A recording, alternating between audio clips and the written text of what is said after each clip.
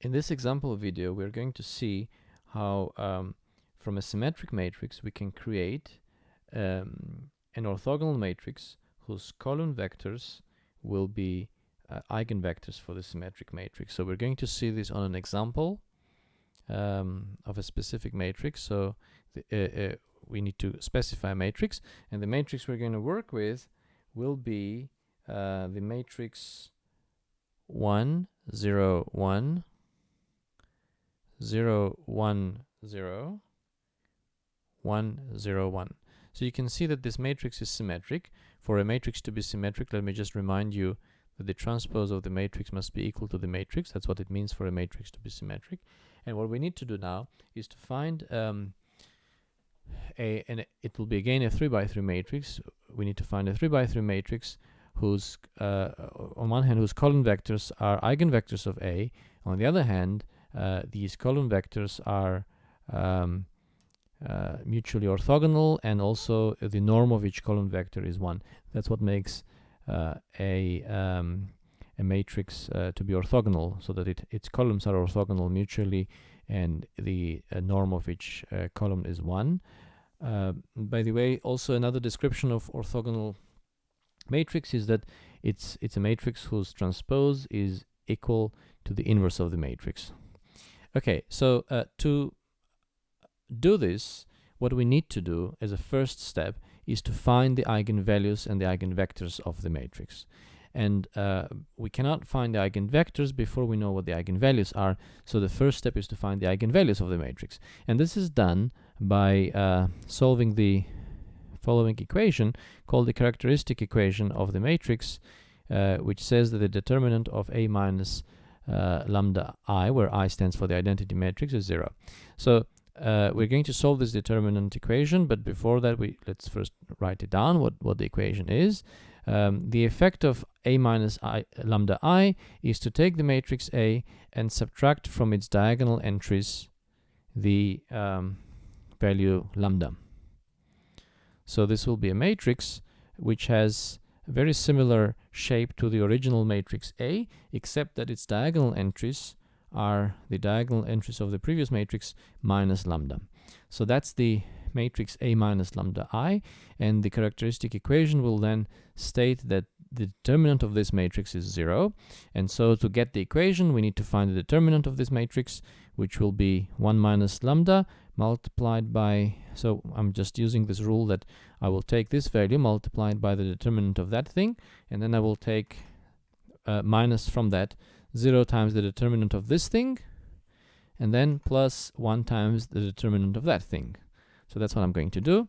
So it's going to be then 1 minus lambda multiplied by the determinant of the smaller 2 by 2 matrix, which is 1 minus lambda squared. And then I need to have minus 0 times something, but whatever we multiply 0 by, the answer will be 0, so we just write minus 0 there. And then we have plus 1 multiplied by the determinant of this matrix here, which is actually minus 1 minus lambda, right?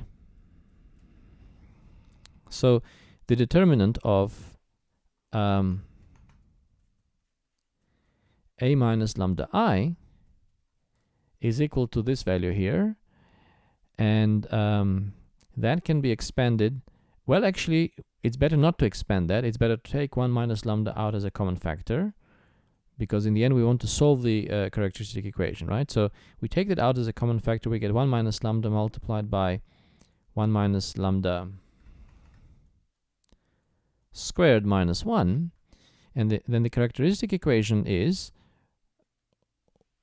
1 minus lambda times 1 minus lambda squared minus 1 equals to 0. And of course, such a thing will be equal to 0 when the two terms, it's a product of two numbers, right? The two values in the brackets. One is 1 minus lambda, and the other one is 1 minus lambda squared minus 1. And so for such a thing to be 0, it's necessary and sufficient that both of the terms are 0. So we're not even going to expand that thing. We're going to get the solution right out. So one solution is given by 1 minus lambda equal to 0. So that gives lambda equals to 1. And as for the other solution, we want 1 minus lambda squared equal to 1, right? And so if I write this down, 1 minus lambda squared equals to 1, that gives me 1 minus lambda equal to 1, as well as 1 minus lambda equal to minus 1. So these are the only two values for which 1 minus lambda squared will be equal to 1. And then from these I get, okay, so that's my first eigenvalue, and for the other eigenvalues I get lambda 2 equals, maybe I should write it down here, lambda 2 equals 0, and lambda 3 equals 2. So there are three eigenvalues, 1, 0, and 2. Okay. Great. Now what we need to do is to find the eigenvectors. Eigenvectors are found by solving this matrix equation for each of the eigenvalues that we found.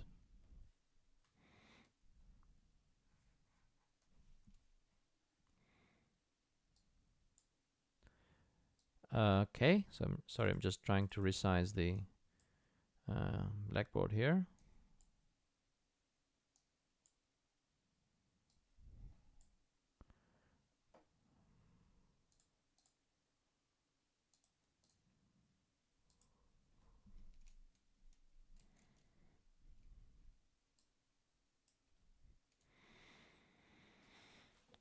Great. Let's summarize what the eigenvalues are. Lambda 1 equals 1, lambda 2 equals 0, and lambda 3 equals to 2.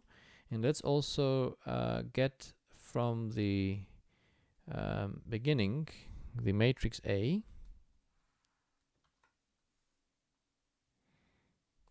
Okay, and then let's write down the corresponding system, which is this for each of these lambdas, and then solve each of them. We will write down immediately, straight away, the extended matrix corresponding to the system. So if I expand this out term-wise, I'm going to get a system of linear equations, and then I'm going to create an extended matrix out of it, the extended matrix of coefficients. And so the matrix will be for lambda 1 equal 1, it will be, so remember what A minus lambda I was, so it's going to be 1 minus lambda, 0, 1, 0, 1 minus lambda, 0, 1, 0, 1 minus lambda. So that's what I want to have. But now in the place of lambda, we need to put 1 there. So I'm going to delete this, erase that, and instead of lambda, put 1.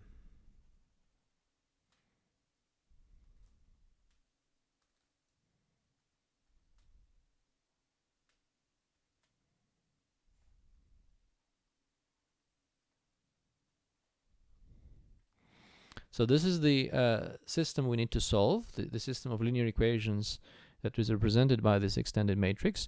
Of course, first, before solving it, let's simplify that. So that's going to give us 0, 0, 1, 0, 0, 1, and 1, 0, 0.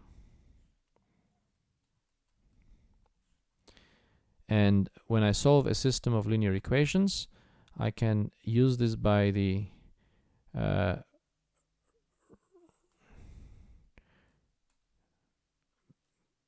row echelon reduction. I can create a matrix that's simpler to solve, a system that's simpler to solve, but it's equivalent to the previous system. So of course in this case I just need to rearrange the rows to achieve that. So it will be 1, 0, 0, 0, 0, 0, 1, 0, and 0, 0, 1, 0. And now writing the corresponding system out would give me K1 equals 0. K2 equals 0. This is not good. No, K2 isn't 0, sorry. K2 is any real number. Okay, first of all, I should start with K3, right? K3 is 0. We can see it from here. So how can we see it from here that K3 is 0? Well, this corresponds to the equation, this line, the third line, corresponds to the equation 0 times K1 plus 0 times K2 plus 1 times K3 equals 0. And so that gives me K3 equals 0. Now, the second line is supposed to give me the value for K2. But now once K3 is 0, I put it in there, and the equation in the second line will have 0 times K1 plus 0 times K2 plus 1 times 0 equals 0. So it's just 0 equals 0. So there's no restriction on K2. K2 can be any number, right? K2 can be any real number. And K1, on the other hand, for similar reasons as before, because now here we'll have 1 times K1 plus 0 times K2 plus 0 times K3. So that's going to force K1 to be 0 as well. So the eigenvectors are given by 0, 1, and 0. Or I could put a K there and say that K isn't 0. But as we know from the theory of eigenvectors and eigenvalues, to give eigenvectors, I just need to give basis for the eigenspace. And in this case, you see here that the eigenspace is one-dimensional, and its basis will be given by any vector of this form where k isn't 0. And so I can just pick out one vector like that, and I'm going to pick out perhaps the easiest one to pick out here is 0, 1, 0.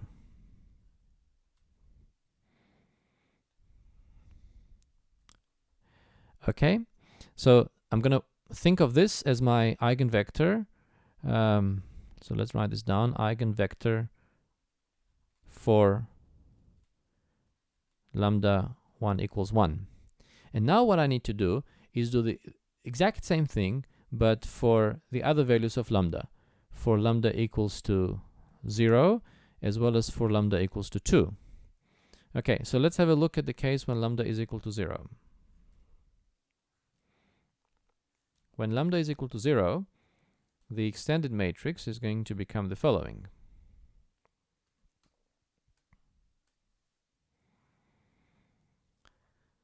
Okay, where are we? We're here somewhere. So this is where we want lambda to be 0, right? So then it means that it doesn't have any effect on A, because we have A minus 0 times identity matrix, so that's basically A. And so the extended matrix that we'll get from here will be 1, 0, 1, 0, 1, 0, which is exactly the same matrix as A. And then here we have a column of zeros. And doing row echelon on this, we keep the first row, we keep the second row even, and then for the third row, what we want to do there is to subtract the third row from the first row and write it in the third row's place. So that's one of the things we can do. Okay, then it'll give us 0. So we're subtracting the second one from the first one and writing that in the third place. So in other words, we're multiplying the third row by -1 and adding to the first row and writing that in the third place. So that's going to be 0 there, and then here I'm going to have -1 plus 1, and it's also 0, right? And the middle term is 0 as well. So we get a row of zeros. Now what can we make out of the row of zeros? Well, remember that this line, the third line here, represents the equation 0 times k1 plus 0 times k2 plus 0 times k3. And this line, once the matrix is in the row echelon form, this line is supposed to inform us what is k3. And from looking at this equation, we see that k3 can be anything, because anything times 0 is still going to give us 0, right? So k3 can be any real number. Maybe I should write this in white. k3 is any real number. On the other hand, the second line here, because of the coefficient 1, will force k2 to be 0. And the first line, now that we know k3 can be any real number, will make k1 equal minus k3, right? Because we'll have 1 times k1 plus 0 times k2, so that doesn't matter, plus 1 times k3 equals 0. So bringing the k3 on the other side, we get that k1 is equal to minus k3. So the result there is that the eigenvectors are, okay, k1 is minus k3, so we can just write a k there. instead of k1, and then k3 will be minus k1, right? Where k can be any real number as long as it's not equal to 0. Of course, it doesn't matter whether we present it this way or the other way, where we put a minus to the top, and there's no minus here, because both of those eigenspaces are going to be the same space. As sets of vectors, they're going to be the same set of vectors. And just like before, we can see here that the dimension of this thing is 1, right? All such things are spanned by a single vector, and namely we could pick out this vector 1, 0, minus 1. And so that would be an eigenvector that we can work with for lambda equals to 0. Now the final lambda for which we need to find the eigenvector is lambda equals to 2. So what we'll have to do now is to subtract 2 from those diagonal entries of A. And so let me just copy this part here, where I was subtracting 1, and instead of that I'm going to subtract 2.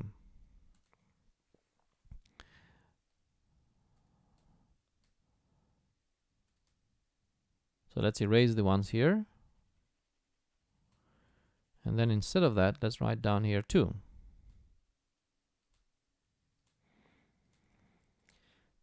Okay, so this matrix is minus 1, 0, 1, 0, 0, minus 1, 0, 0, and 1, 0, minus 1, 0.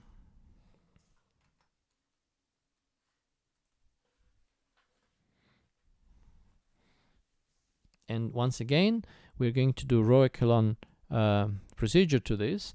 Namely, the third row can now be added to the first row and writing that in the place of the third row. So we copy down the first row, and the second row also gets copied down. And in the third row, when we add the third row with the first row, we get 0, 0, 0, and 0.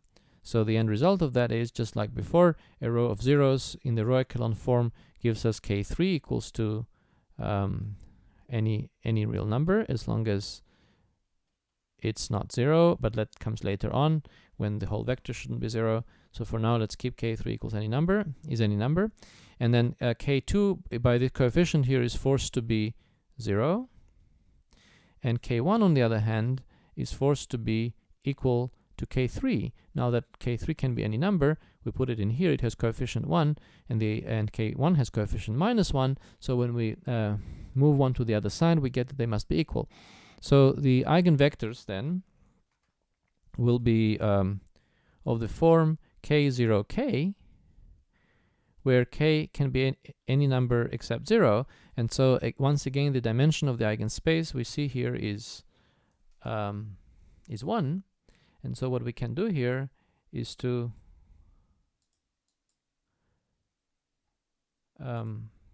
pick out one vector from the eigenspace, a non-zero vector, so that it's going to be the basis. And so the one we will pick out will be the easiest one to pick out, the most natural one in some sense. It's the one where k equals 1. But of course we could have taken k equals 5 or 7. That wouldn't have changed anything, except that now our vector would have been a bit more complicated by the looks of it. Okay, so this is the eigenvector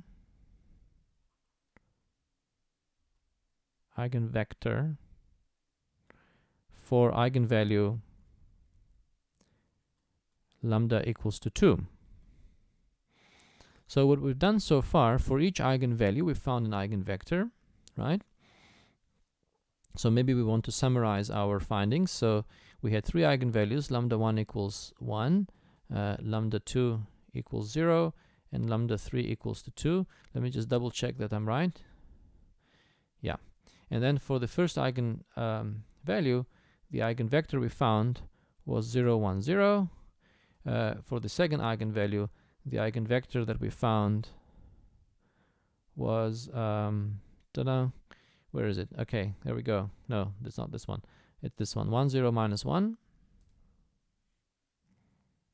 1, 0, minus 1. And for the third one, the eigenvector that we found was 1, 0, 1. Great. So now let's see how far are we compared to the original goal that we had.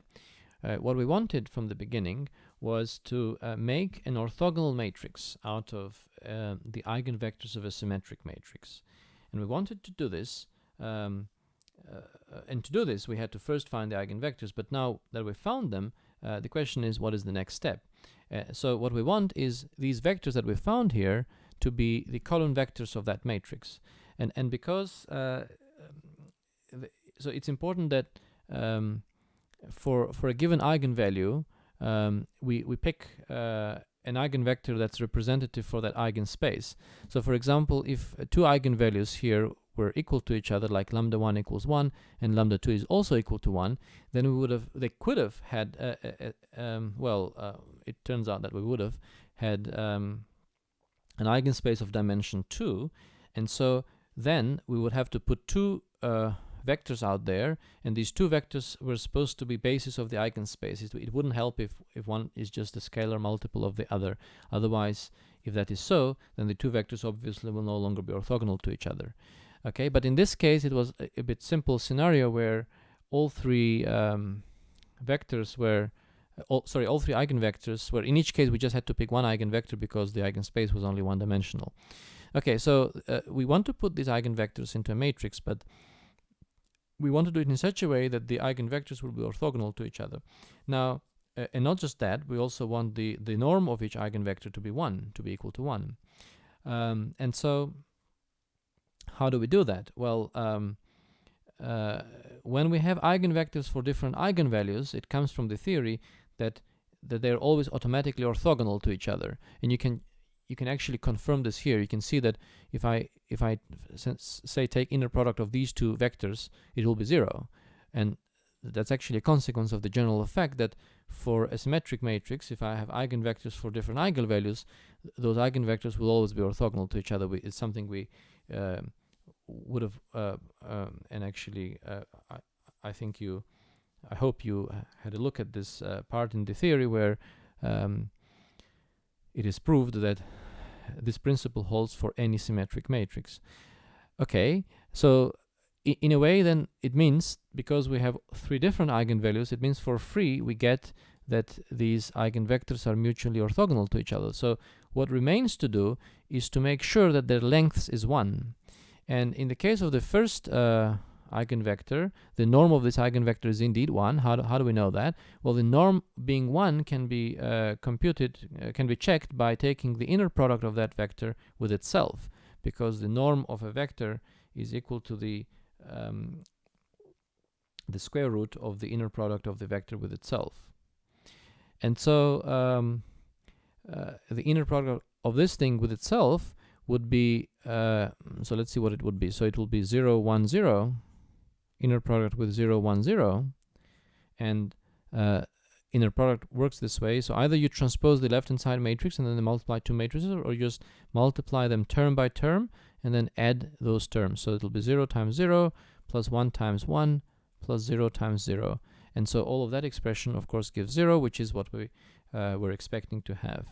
Okay, so that's good news. The inner product of any two of these will be 0 because these are eigenvectors for different eigenvalues. But now we want their lengths to be okay, sorry, that we already established before. What we were talking about now is that the length of each vector should be 1, and that is ensured by making sure that the inner product of that vector with itself is 1. So all of this comes from the theory, of course. And so for the first vector, the answer is 1, and I mistakenly wrote there that 0. I think that's why I got confused and then switched to talking about the inner product being 0. Okay, so this is 1. And in the same way, for the second vector, if I take, not in the same way, sorry. So now if we take the second vector and we take its inner product with itself, well, the calculation is similar, but the answer will be different. So that will be 1 times 1 plus 0 times 0 plus minus 1 times 1. And that's actually going to give us a value of 2, right? Okay, so now we have the length of this vector is a square root of 2. the length of a vector is inner product of the vector with itself and the square root of that. And so what we need to do in order to turn this vector into one which has length 1 is to multiply it by the reciprocal of its length. We are allowed to do that because remember that if something is an eigenvector, then it's any scalar multiple, as long as that scalar isn't 0, will still be an eigenvector. So what we'll have to do in the case of the second vector is to multiply it by reciprocal of square root of 2. And now, if you want, you can double check that this vector indeed has norm 1. You can take inner product of this vector with itself, and you see that you get value of 1. And finally, we need to do something similar for the third vector, and of course, the norm of the third vector is also square root of 2, so what we'll have to do with it is the same as what we did with the other vector. And this way I've adjusted a little bit the second and the third vectors so that they are still eigenvectors for the same eigenvalue, but now the sequence of vectors we have, the first vector being this one, the second vector being that one, and the third vector being this one, this sequence is an orthonormal sequence. And so that answers the goal we originally had to create a matrix whose columns are to create an orthogonal matrix out of eigenvectors of the symmetric matrix. So what we do right now is just take these column vectors and put them as columns of the matrix. So the first column is 0, 1, 0. The second column is 1 over square root of 2, 0 minus 1 over square root of 2. And the third column is 1 over square root of 2, 0, 1 over square root of 2. Okay?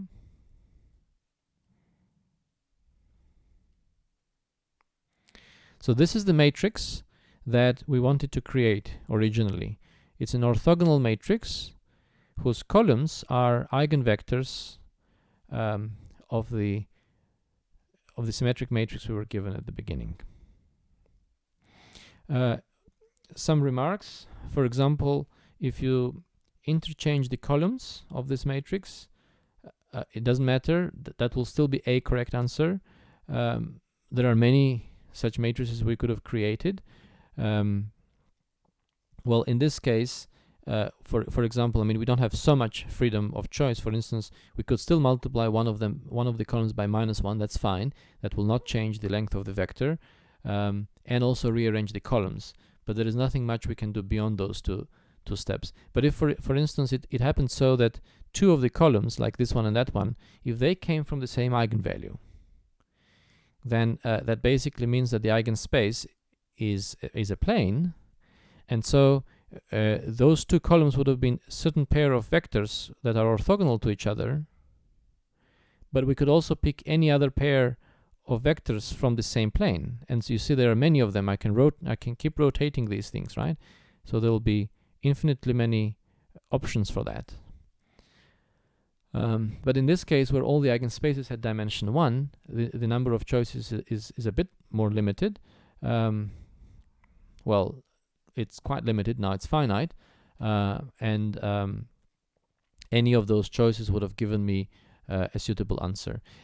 Just an important thing to keep in mind with these things is that it is important to remember which eigenvector corresponds to which eigenvalue. So if I presented my eigenvalues in this order, where we have lambda 1 equals 1, lambda 2 equals 2, and lambda 3 equals, 0 and 1, lambda 3 equals to 2, then I want to keep the same order of eigenvectors in the matrix. Oh, sorry, I think you didn't see when I was underlining those lambdas. Okay, so I was saying that if I have my eigenvalues in this order, the order in which the eigenvectors appear in the matrix I'm trying to create should match with the order in which I'm thinking of the eigenvalues. This is relevant for a topic called diagonalization, which is a topic that builds on this idea of creating an orthogonal matrix from a symmetric matrix, but the idea is actually even more general, which goes beyond symmetric and orthogonal matrices. Okay, great.